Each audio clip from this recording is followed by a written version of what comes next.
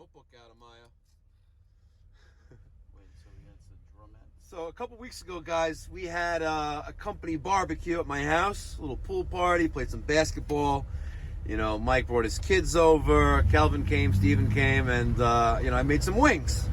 And Kelvin was asking me, you know, how do I make these wings? And I said, listen, it's a secret recipe, but I'll tell you anyway. So I like getting the drumettes. And, you know, the family pack. It's like $4, $5. You get like 30 drumettes in this thing. And you put them in a Ziploc bag. I get Frank's hot sauce. And they make hot sauce for wings. And I get the hot version of it. Right? So I put the drumettes in the Ziploc bag. I take about a third of the bottle of the Frank's hot sauce, and I pour that into the Ziploc bag, and I shake that around, and I put it in the refrigerator for, you know, at least 6 hours. Overnight's even better, right? With me, Kelvin? Yeah. All right. So now, next thing is you got to get you know, when you're ready to cook, you got to take the meat out of the refrigerator. Wait. You put it in the refrigerator. You keep it overnight. Yeah, like overnight, or, you know, 6 hours. Like, do it in the morning if you're gonna eat it at night. You know, things like that, right? And when I'm ready to grill, half hour before I'm ready to grill, I'm gonna take the wings out of the refrigerator, because you want the meat to get close to room temperature. You don't want to like suddenly shock the wings, or any meat that is. You want the meat to adjust to you know, ambient temperature. And you heat up your grill. I like to heat up to about 400 degrees, and make sure it's clean. I put a you know, grill spray on the grates, and I cook 7 minutes on each side, right? Yeah. Maintaining 400 degrees, 7 minutes on each side. And when they're done, I put them into like a stainless steel bowl. You know, it's gonna hold all of them. Uh-huh. And I take some more of the hot sauce, another third of the bottle of hot sauce, and I coat all the wings again, right? And I cover the top of the stainless steel bowl with silver foil, right? Okay. I cover that up, and then I shake them all around. And let them sit there for like 20 minutes. You want to keep them covered, right? And let all the juices absorb, you know, get everything flowing right there, right? So the wings are still in the aluminum. The wings are in a stainless steel bowl. I'm using it for mixing purposes, and they're covered with silver foil, right? And I added another third of the bottle of the hot sauce to it. And after 20 minutes, enjoy. All right? That's how I make my hot wings. So Kelvin, are you ready? We are going to replace another Trane TAM9 evaporator coil. Another one. I did some research. 4 TAM9s last summer. 2 have already failed. Can you believe that? Yeah, 2 already. A little over a year, and just the ring on the evaporator coil just blew out and leaking. And this is our third one, right? This is the second one. This is the second one. I already replaced one already. This is the second one. This guy's been patiently waiting 3 weeks for Trane to deliver an evaporator coil. So let's go swap it out. All right. At least I have a walkable 3rd floor attic. Kelvin setting up shop right there. That's where we'll swap the evaporators. The evaporator's right there.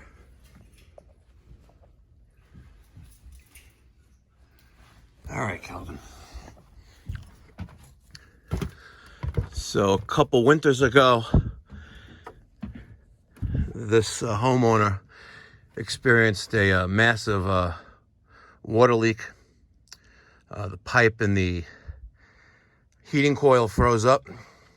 They were away. And $500,000 later, he moved back in, and we replaced both systems. Got about 4 feet of water in the basement, by the way. So we replaced this system. We reutilized most of the ductwork. We kept the plenum. You know, we just changed it around a little bit.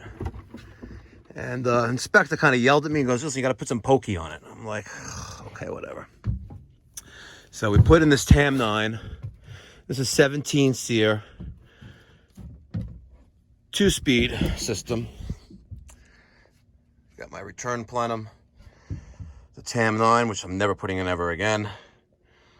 Another supply plenum, my hot water coil, supply plenum with the flex, go into there. I'm sure you guys will comment on that, but All right, so the first things we're gonna do is we're gonna turn off that switch.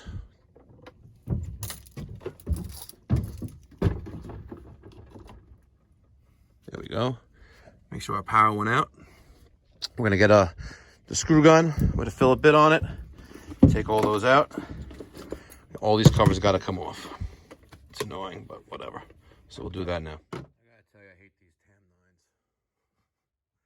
So you have two sensors. You have one on the suction side. Sorry, one on the low side, one on the high side.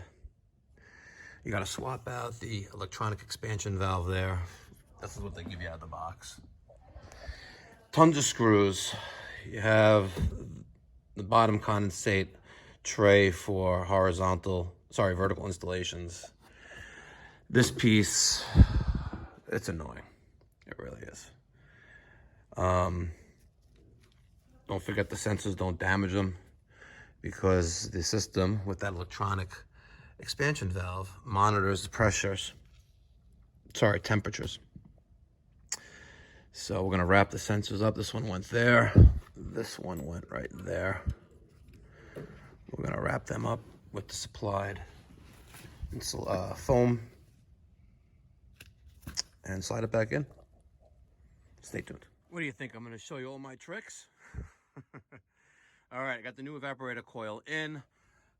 My suction line. Yeah, my suction line is brazed back in. Kevin went to the truck to get the yellow jacket swedging tool so we can swedge that 3/8 line. We'll braze that back together. My temperature sensor there, temperature sensor there. We have a couple connections here, and there, 3 of them. And it basically just slides right out and slides back in. This piece right there holds up the whole coil in place. The other side here, it just goes into this little notch right there. There's no screw, as you can see. Nothing there holding this up. But yeah, we're gonna swedge that, braze that, do a pressure test, make sure that our electronic expansion valve has no problems over there, and get it up and running. Calvin made it to the truck and back in record time. Wow, Calvin, good for you. You had some coffee this morning, huh? Got some caffeine in you?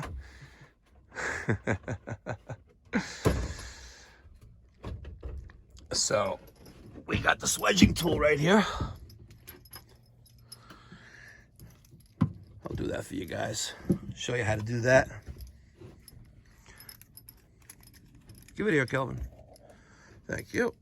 Hold the camera for us. Oh my God, look, you didn't even have it on. Yeah.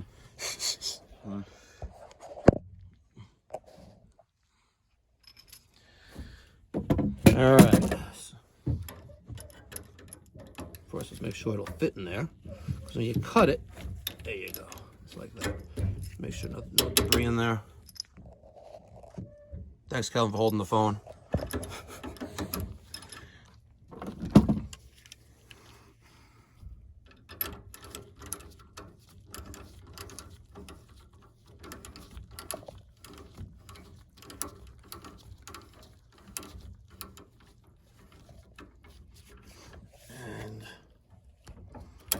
Voila. And we'll take the pipe there. I have to cut this a little bit since it's a little bit smaller, and get it in there.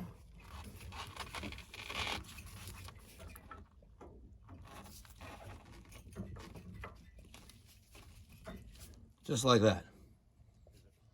Now, one thing that we got going today, unfortunately, is my B tank. Got the wide tip on there. I'm probably going to take that tip off and we'll put on this one. So Kelvin asked if he can braze, and this is much simpler than the oxy and acetylene brazing rig I got. But we're going to see if Kelvin can braze. Worst case scenario, you know, he's got to do it again.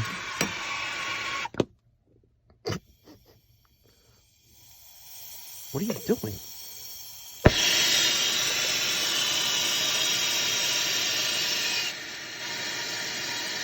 He's adjusting the flame.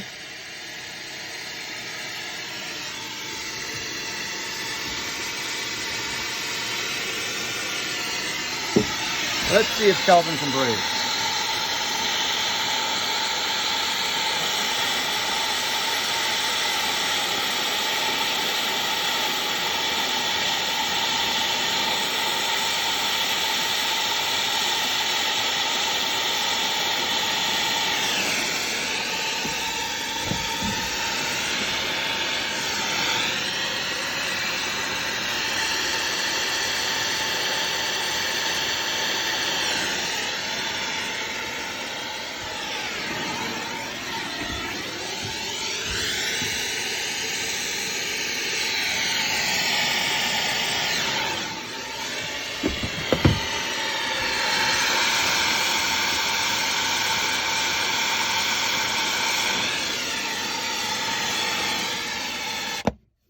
What do you think, Calvin?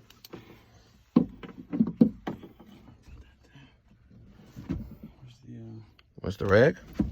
The damp rag? Not even wet.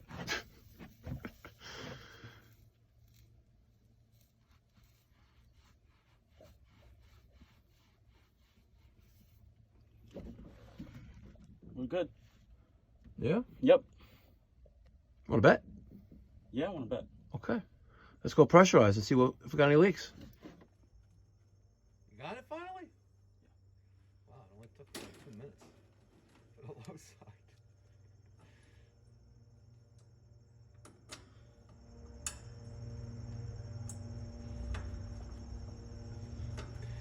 As you guys could probably guess, Kelvin is not good at hooking up manifold hoses to service ports. So we're gonna charge this bad boy up, see if we got any leaks. Right, Kelvin? Yep. Alright, so we pressure tested, we were good. We got our, love these by the way, Eco Tools True Blue evacuation kit. We have our Eco Tools Blue Vac Plus Pro micron meter.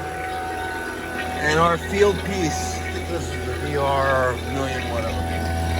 8CFM vacuum pump. Kelvin hooked it all up. Ain't that right, Kelvin? Yeah. Specialist Amaya. Yeah, no.